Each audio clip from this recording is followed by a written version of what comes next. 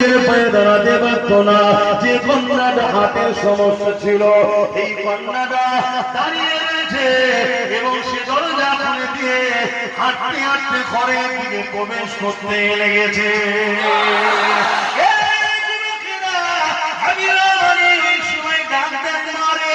আমি কি দেখছি? আমি কি সত্য দেখছি?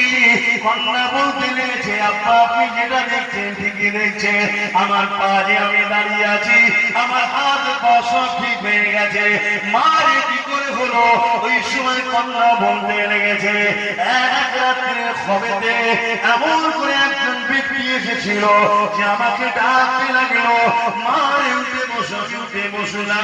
ওই সময় তিনি বলতে লাগলেন, মারে তুমি সুস্থ ভালো হয়ে যাবে, তুমি শুধু একবার বলো লা ইলাহা ইল্লাল্লাহু মুহাম্মাদুর রাসূলুল্লাহ।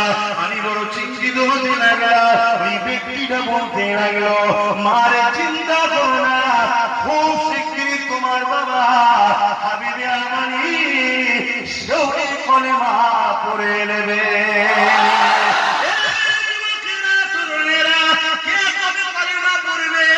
আল্লাহ নবী গায়েবের খবর জানলো কি করে? এখানে নবী জানে, নবীকে জানার ক্ষমতা আল্লাহ দিয়েছে।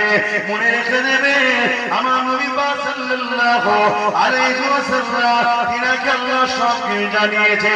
যা কি কথা বলছিলাম, ওই কন্যা বলতে লেগেছে, তিনি যখন বললেন আমি কলেমা পড়ে নিলাম, তিনি যখন বলতে লাগলেন, মারে বিসমিল্লাহ বলে এবার উঠে দাঁড়াও তুমি।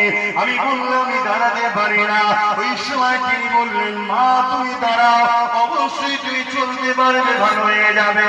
আমি উঠলাম, চলতে শুরু করলাম, অবাক হয়ে গেলাম, আমার শরীর পুরো সুস্থ হয়ে গেছে।